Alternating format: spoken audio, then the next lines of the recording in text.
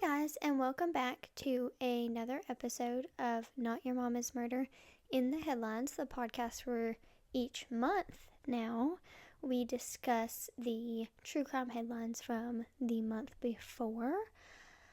Just a reminder, these episodes are going to just come out once a month now, and it'll be on the first Tuesday of every month, covering the month prior. So, before we get into this one, national records show that 2026 has us on a record-breaking decline for violent crimes in the United States, which is huge. And honestly, I think that is probably in large part to body cam footage, the technology we have. I will say, I know people are very upset about the flock cameras. I'm so sorry, my air just kicked on. I started recording thinking, okay, it's off, it's quiet, but I'm just going to keep going. People are upset about the flock cameras, but any true crime girl or boy will know that CCTV footage helps solve so many cases and prevent cases, because if the perpetrator knows that that area is heavily surveyed, they're less likely to commit a crime there. So I do think a lot of it has to do with that. Of course, along with the genetic testing for blood and hair and fingerprints and all the things that they are able to do. With all of that being said, July actually had the highest crime rate of any other month in 2026 so far, which, again, a lot of that is explained away by the 4th of July. Unfortunately, a lot of crime happens around that holiday, so that is to be expected. Now, with that being said, we'll go ahead and jump in to some of the bigger headlines that happened in July of this year. One big one is that the Nancy Guthrie case has reached the 6-month mark. When that happened, police released 2 separate ransom note requests that they had actually received back in February. I'm sorry, they did not receive them. The ransom notes were sent to the news station, and then the news station reported it to the police, thankfully. I'm going to go ahead and read those. The first one was received on February 2nd, and it read, "Hello, Savannah." Sorry, I don't know what that was. "Hello, Savannah. We have your mother, Nancy. She is safe but scared. She will be held for ransom, and once payment is received, she will be released unharmed. We will be holding her for a maximum of 7 days. You will need to send Bitcoin in the amount of 4 million USD before 5 p.m. on Thursday the 5th. If payment is not received, the ransom will be increased to 6 million USD, which will need to be paid by 5 p.m. on Monday the 9th. Once payment is received to the Bitcoin address below, she will be released within 12 hours. Once payment is received to the Bitcoin address below, she will be released within 12 hours of deposit to a safe drop-off location back in Tucson? I don't know why my brain saw that and thought it was something else. If payment is not received by the last deadline on Monday the 9th at 5 p.m., she will be killed. Your mother is aware of this, and her life is in your hands. It is in the best interest of everyone to have this completed as soon as possible. You will not be able to contact me from here on out. There will be no negotiation. Do not play games. Law enforcement will not be able to help you." Followed by the Bitcoin address. And then at the bottom it did say, "She had a white smartwatch on the floor of the foot of her bed, and white floodlights in the backyard were destroyed." Now, obviously that last sentence is just to let the family and authorities and the news station know that they are legit, that they saw her house and knew what was inside of it, outside of it, things like that.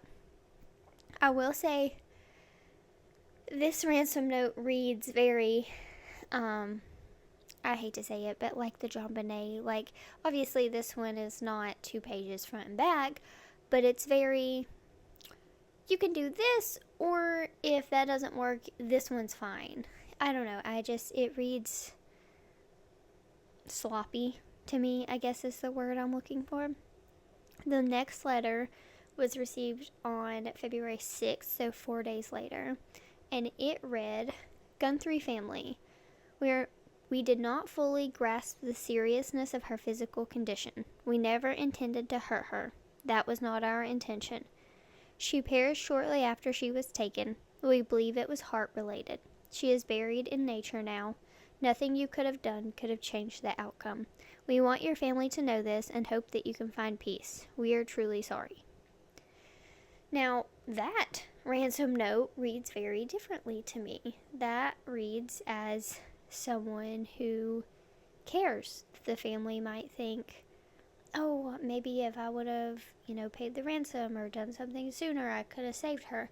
It's just weird for a kidnapper, I suppose, to go from demanding all this money and saying, if you don't get it to me in this time, I'll kill her, and then saying, oh, well, she died by accident and I'm so very sorry and I hope you can be at peace. I don't know. That is weird to me. The police do say that even though no arrests have been made in terms of the abduction of Nancy Guthrie, they do feel like they are still making progress in the case. Maybe they're keeping it on the down low, but I can't say that I agree with that statement, but maybe they're not telling us everything, and that is okay. We are not, that is not our business to know if they think it's better for the investigation to not share. Now, while the kidnappers have not been caught, there has been another arrest made related to this case. A California man named Derek Calella. He is 42. He was arrested for fraud for sending false ransom text messages to the Guthrie family. He pleaded guilty to that and was ordered into a mental health treatment facility while he awaits sentencing. I feel really weird calling it a kidnapping when it is an adult. The word for that would be abduction, but every source everywhere calls it a kidnapping, so I tried to stick with that. Okay, moving right along. Ruby Franke. I can't believe I'm talking about her. Her and, oh my goodness, Lori Vallow. My mind went blank for a second. Lori Vallow just irked me in a way I can't explain. For those of you who don't know or might need a refresher, Ruby Franke was arrested along with Jody Hildebrandt for abuse and neglect of her children. She had ran the popular YouTube channel 8 Passengers, where she had actually made videos like kind of highlighting some of her early abuse, like not taking her 5-year-old daughter lunch because her 5-year-old forgot her lunchbox at home, so she thought a good punishment was letting her be hungry. Cutting the head off of a doll of her child, taking her child's bed away and making him sleep on a beanbed chair for like 6 months, I think.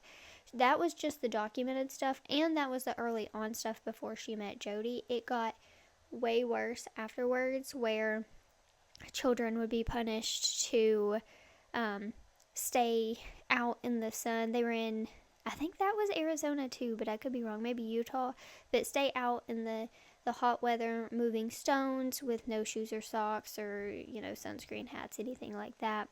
Very malnourished, underweight, things like that. They were caught because one of the young children, I will not be naming any of the children in this, in the future, if I cover the case, I will not name any children who have not spoken publicly.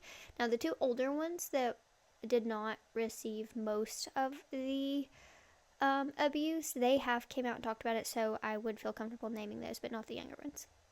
Anyways, one of the younger ones was able to escape and go to the neighbor's house and ask the neighbor to call the police, and the neighbor did, and so he was able to save himself and his siblings. But Anyways, Ruby, unfortunately, has found a way to still isolate and abuse her children, even though she is behind bars.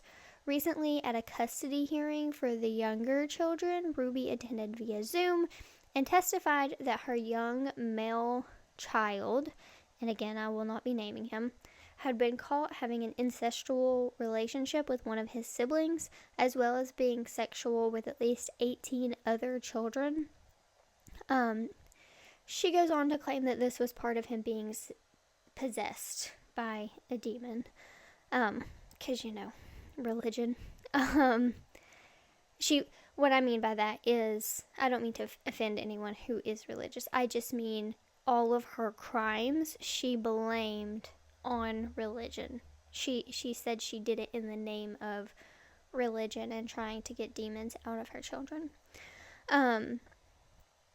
Now, I will say there are occasionally cases where siblings do sometimes turn to that kind of companionship when they have been isolated and abused and they feel like that's the only person who knows what they're experiencing and there's an extra strong bond and things like that. But in this case, there is no obvious evidence to back up these claims. It's literally just Ruby saying it, and we know that she is a very unreliable narrator. Either way, because she claimed this, her son was deemed unsafe to be placed in a foster home or a group home with other children, so he must remain in the care of CPS themselves, which is concerning.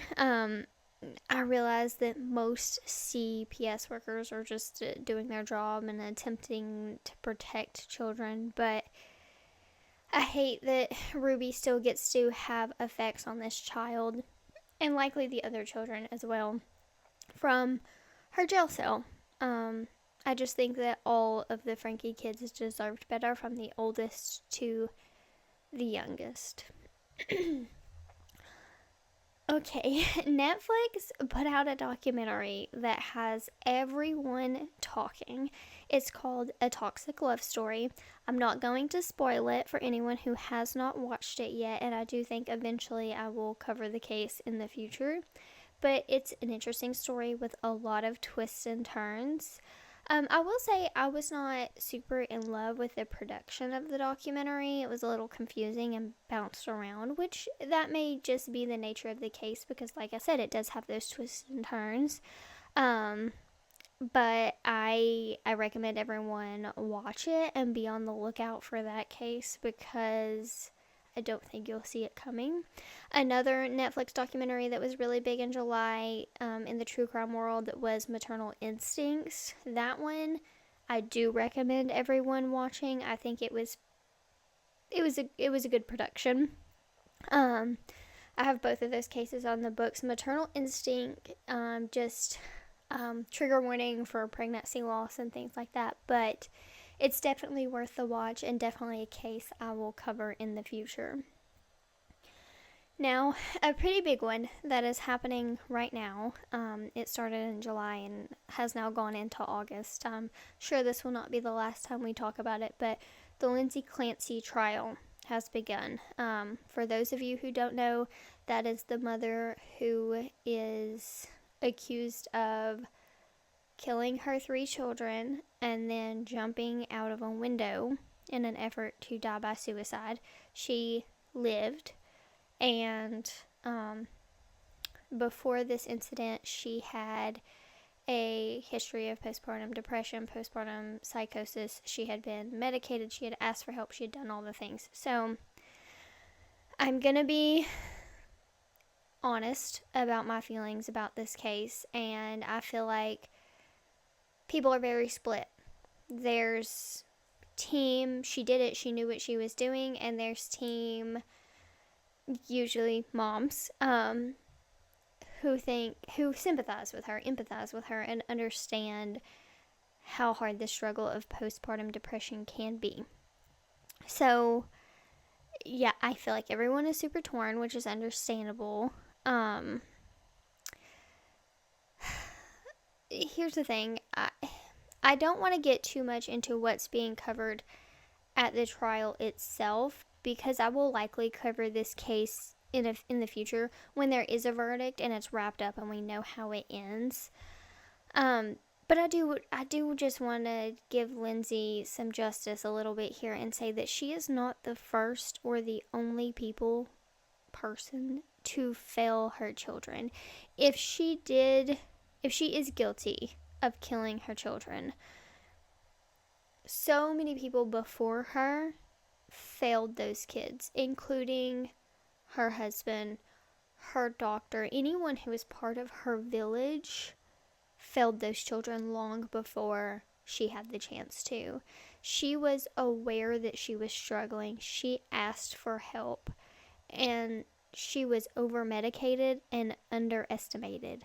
She was not supposed to be left alone with her children, yet her husband, Patrick, left her alone with them, and that is when the crime supposedly occurred. Now, this is my personal opinion. I have no evidence to back it up, but I think at the very least, when it comes to Patrick, he knew it was possible what Lindsey could do, what could have happened, and he just didn't care. He did not care if his children or his wife lived or died. At the least, I'm going to get into some more things in a minute, but I think at the very least, he was over living that life and just didn't put the effort into keeping anyone safe or healthy in that house, except for himself. He got on the stand and claimed that he was never told not to leave his wife alone with the children. But why would someone need to tell you not to leave vulnerable children alone with someone who said she had heard voices telling her to kill them? Hello? That is weaponized incompetence at its absolute finest. I don't have to tell you that when the washer is done, you need to move clothes to the dryer. You should just know that. If a person tells me I'm gonna kick that cat over there, I'm not going to leave that cat alone with the person who just said they would kick that cat. That is common sense, I fear, and I actually don't think he was dumb enough to not know that.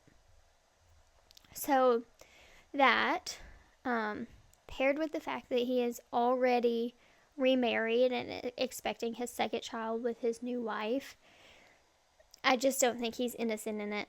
I really don't. I understand it's hard. It's hard to imagine where a mother would kill her children, but if it hadn't been for the postpartum depression, postpartum psychosis, she wouldn't have.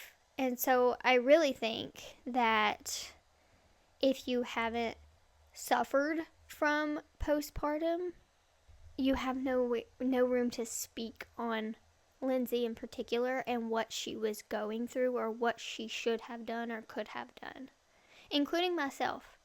I had a little bit of what they call the baby blues after both of my kids, but I have some very dear friends of mine who I care deeply about who really struggled with postpartum. And I know that we're not supposed to care or anything, but I can say from my point of view, I never struggled as much as some of my friends did, and it broke my heart for them because you just want to help them. But Patrick didn't want to help his own wife. And as I said, she had reached out, she'd gone to a doctor, she had tons of medications, but it was too much. She was over-medicated. So I said earlier, I think at the least he just didn't care what happened. I think at the most, he could have killed the kids and then drugged Lindsey and pushed her out the window. She said she heard male voices. It could have been him convincing her that this was her crime. I'm very open to being swayed by this trial, and my opinions have changed throughout. He could have left her alone long enough to kill the kids, assuming that that's what she would do, and then drugged her and pushed her. So maybe she did do it, and then he pushed her. It could have all been her and his story could be true. I still blame him, but it could be true. I will say, everyone thinks it's weird that he remarried so quickly. I don't actually. A lot of widows get remarried quickly after losing their partner, and my personal opinion is that that is quite literally just because they are used to being taken care of by someone, their mom, their grandma, their ex-girlfriend, whatever. So then their wife dies and they don't know how to care for themselves anymore. They don't know physically how to survive without a woman caring for them, which is pathetic, but it is true, especially older men. What I do find weird is that his wife is expecting their second child so quickly. Having children with a man who would so quickly want to have a child after his children were all killed is questionable to me, which I'm trying not to bring his wife into it because she didn't ask to be involved in this, but it is questionable. But him being so willing to put another woman through postpartum, knowing how it turned out the first time, is insane to me. People who are in car accidents are often afraid to get back into a car for a while, even as a passenger, because they were in an accident. But he just so quickly said, sure, go ahead, have a baby. And let's just hope that you don't struggle the way my ex did. Let's just hope you don't go into psychosis and kill our kid. Twice. Back-to-back times. I don't know, it seems like a risk that most wouldn't be able to take, at least so soon. Along with that, and you guys know I am not into reading people's body language or demeanor evidence or anything like that, but even Lindsey is sitting at her trial sobbing when they pull out the kids' pajamas and things like that. He has no emotions whatsoever hearing all of these things. And yeah, maybe he's been to therapy or maybe he's just shut that part of his brain off, but it's weird. And again, you know, I hate when people say that, but something about him just doesn't feel right. I'm not convinced he's guilty, but I'm not convinced that Lindsey is guilty either. This is a big case, and I know everyone has their own opinions, their own theories, so please let me know what you think, where you're at with the case. Do you think Patrick could have been involved? Do you think that it's truly just the postpartum psychosis? I get in the inbox. I'm very excited to talk about this case. I could talk about it all day long. Let me know if you're watching the trial. I've been trying to watch every day. I got to watch a little more today than usual because the kids are back in school. So I can just turn it on, put my AirPods in, and do what I need to do and listen to it. So that's good. But yeah, I want to talk about it. So reach out and let me know if you want to talk about it too. The next one is one that has not been solved, technically. The Nolan Wells case. So I mentioned the 4th of July earlier. So on the 4th of July, Nolan Wells, who was a freshman football player at Southwest Mississippi Community College, traveled with his friends to Horn Island. That's out in the Gulf Coast off of Mississippi. I almost said Miami. Whew. Now, according to the investigation, Wells became separated from the rest of his group because there was an issue with a boat, and he was reported missing that night, and then his body was found on January 6th. Now, here's the big issue with this case. Nolan was the only black man in this group of friends. Everyone else was white. Along with that, the friends' stories and testimonies don't necessarily make sense with what the evidence found. So, technically, the case has not been ruled a homicide yet, but it's also not been ruled out. It is still very open. They suggested maybe if it's not a homicide, maybe an accidental drowning, and then the friends panicked leaving him there. But really, the police themselves are trying not to speculate and are trying to keep the public from doing that as well. The investigation is open and ongoing. So I don't know if you're in that area and you have anything you think would be helpful. Definitely reach out to the police department. I will say this is not the first case where one black person has been singled out and killed in a group of white people, which is absolutely disappointing because our people of color deserve to feel safe and protected. Even in a room full of white people, they should feel safe and protected. So that breaks my heart. I can't help but wonder what was going through Nolan's mind in his last moments, however those may have happened. But we will definitely stay up to date on him and that case. Another one that we have for today is a 30-year-old cold case was solved in July of this year, which you guys know I love a good missing person. I love it even more when that missing person is solved. Now, unfortunately, this one was just the remains being recovered, and unfortunately the perpetrator was already dead, so really no justice has been found, but at least her body can be laid to rest in the right way.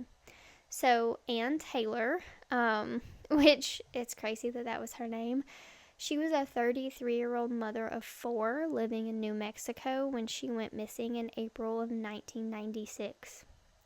She actually disappeared from her home after her husband, James Taylor, claimed that they had an argument. He told investigators that she left voluntarily, abandoning her children, which almost, I know we just talked about Lindsey Clancy, but almost is it never the case that a mother will just walk away from her children. Now, there are outliers, of course, but quickly looking into the couple's history, the police realized that there was a documented history of domestic violence within the home. So her husband was the number one and really the only suspect. They had a history of violence. He was the last one to see her alive. He admitted they had an argument. So multiple searches of the home and the property and everything was conducted, and unfortunately nothing was ever found enough to file charges, at least. So in 1998, 2 years after Ann went missing, her husband James remarried. In 2002, there was a domestic violence call involving him and his second wife. Allegedly, according to his second wife, he threatened to, quote, kill her like Ann and no one would find her body. That still was not enough to arrest him, though. Thankfully, in 2009, the case was reopened, and now that the children were older, they were interviewed and things like that. The septic tank on the property was searched. The orchard on the property was searched after one of the children said that James had claimed to the child that that's where their mom was buried, but unfortunately her remains never turned up. Unfortunately, in 2019, James Taylor passed away from a heart attack. And I say unfortunately not because it's unfortunate that he died, but it's unfortunate that he didn't get brought to justice. So in May of this year, the current owners of the house that Ann and James lived in when she went missing in 1996 started home improvement projects on their house. You know, that takes a while. So by the time June. By the time June gets around, they are excavating and they find human remains. Those remains were wrapped in a blanket and a tarp and buried only a few feet underground, right by the house. It really makes you wonder how police missed that. The disturbed earth, not anything being planted there. It's unclear how he concealed the grave, but he did. The remains were examined by the New Mexico medical examiner, and then her son submitted DNA. And in July, they were able to conclusively identify the remains as Ann Taylor after 30 years of her being missing, which I truly find amazing. It's unfortunate that she lost her life and that he got away with it, but for her family, especially her children, to know my mom didn't leave me, my dad did that, and she was right there with us all along, is actually a really beautiful thing. I think that it's a beautiful thing that they're going to get to lay her to rest and have somewhere to go and visit her and kind of mourn that 30 years of not knowing. The son, the oldest son, the one that offered the DNA, did create a public statement about growing up in the abusive household with his father, and he did say that he is getting therapy both to deal with the grief of his mother and then the overcoming of the domestic violence that he was exposed to. It's a sad story, but a beautiful one in a weird way. All right, another big name in true crime space and another documentary. Skye Borgman, who is a very well-known true crime documentarian, put out a new Idaho 4 documentary. Skye has made some amazing documentaries, and I typically really like her production and storytelling style. But to be completely honest, I do think that the quality of her productions have gone down a little bit recently. She actually was the producer behind, oh my goodness, Abducted in Plain Sight. Sorry, my mind went blank for a second. I'm sure if you're here and you're into true crime, you watched that documentary. It came out sort of during the pandemic, I think, and so everyone kind of watched it, even if you weren't. It was like Tiger King. Everyone watched it, even if that wasn't your style of documentary. That is the one where Jan Broberg went missing or was abducted by a man who was sleeping with both her mother and her father. He took her to Mexico and married her as a it's a very bizarre story. That's the first big documentary that Skye really produced, and it was so good, and a lot of her stuff is really good. I mean, true crime documentaries are all the rage right now. There's even that trend on TikTok where people are saying they're waiting on Netflix to call to do their documentary. And I really think that Skye does a good job at making documentaries that are going to be popular. They're going to catch your eye, or they're stories that people know a little bit about, but she gives more information. And so I think recently the issue with her has just become a little bit more of quantity over quality, whereas I think it would be better to have the quality documentaries. I mean, we love the success for her, and I hope that continues, but I think it would be better to have well-made documentaries, two well-made documentaries rather than just 10 okay documentaries. Anyways, so too much about Skye, but this new one is about the Idaho 4, and again, I don't want to go too much into the case because it's already on the calendar. We will be covering it with a guest. In November, we have a family member who is very big into that case, and so she's going to come on around the anniversary, actually, in November, and talk with us about it, and so I'm super excited about that. So I'll save most of it for then. I'm sure, again, if you're here, you know Bryan Kohburger is accused of that crime, is in prison for that crime because he pleaded guilty, which is kind of what I want to talk about.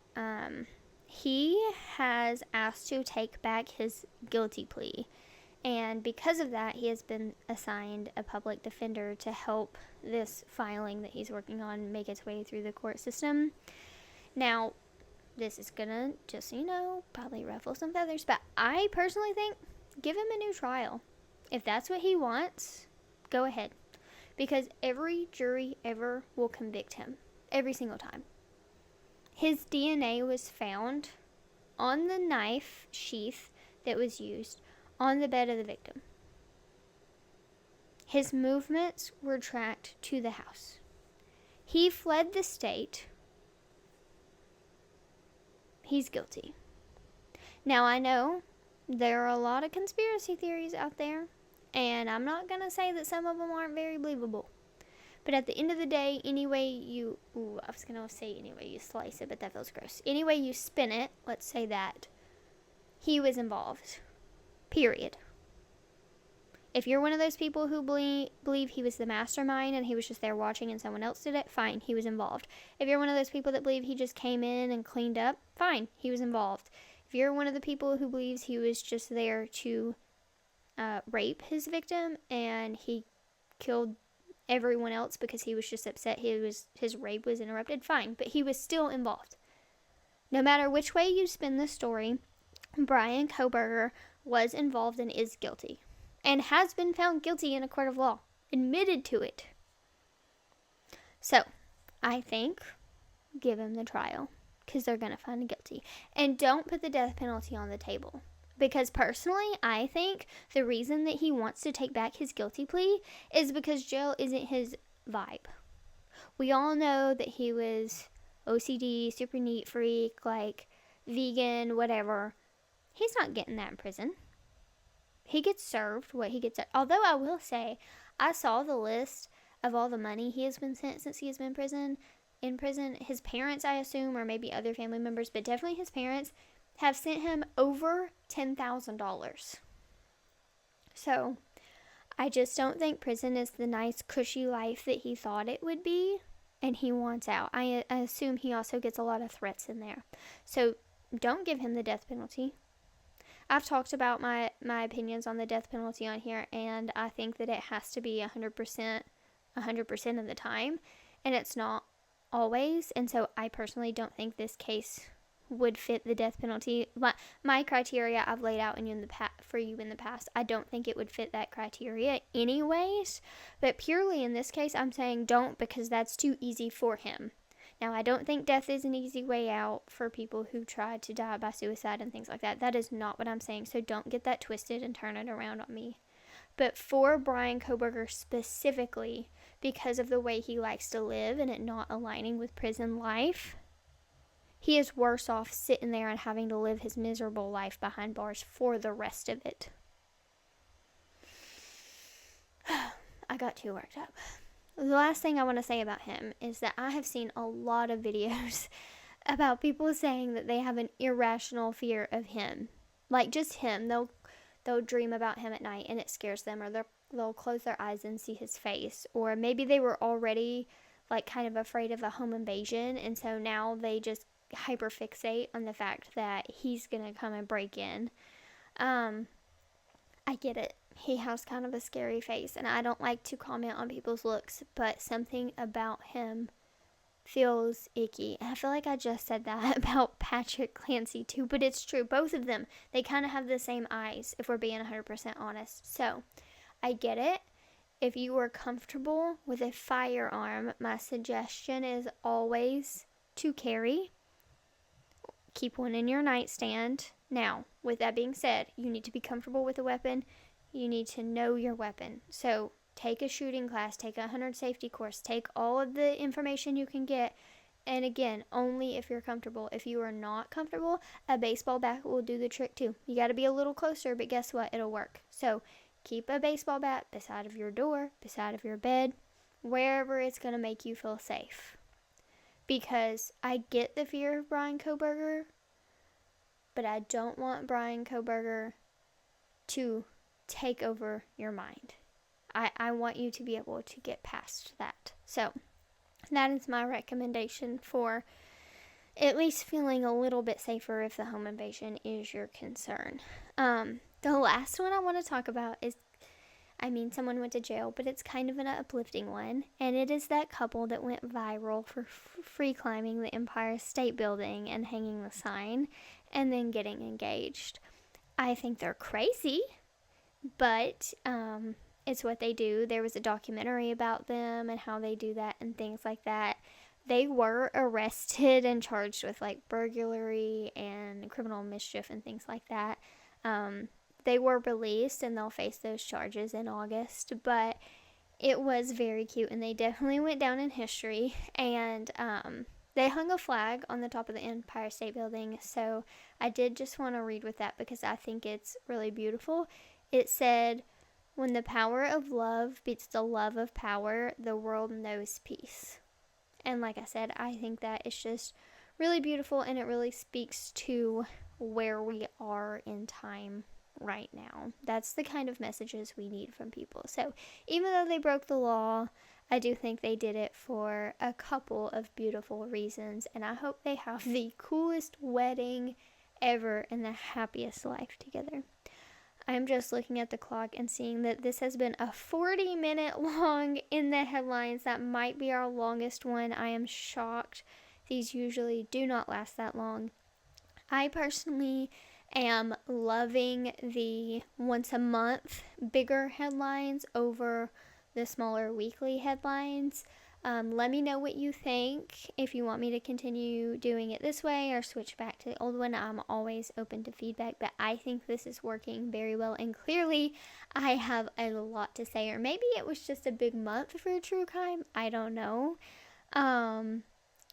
Yeah, there's going to be a lot coming up. I'm sure we will wrap up some of these discussions on next month's episode. I should have asked at the beginning, and I'm sorry I didn't, but please, if you've made it this far, be sure to rate and review the podcast wherever you listen, whether that be Apple Podcasts, Spotify, wherever. That really, really helps get a new audience, new listeners. It pushes the podcast out into the algorithm, so I really appreciate it. Make sure to follow the Facebook page and everything for updates there, as well as YouTube. Even if you don't want to listen to the podcast on YouTube, if you could just go and subscribe and then you never have to look at it again, that helps for people who do use YouTube as their platform. It will also push it out to them there. So that would be super helpful. As always, thank you guys so much for being here, and we'll be back on Friday with a new case. Bye!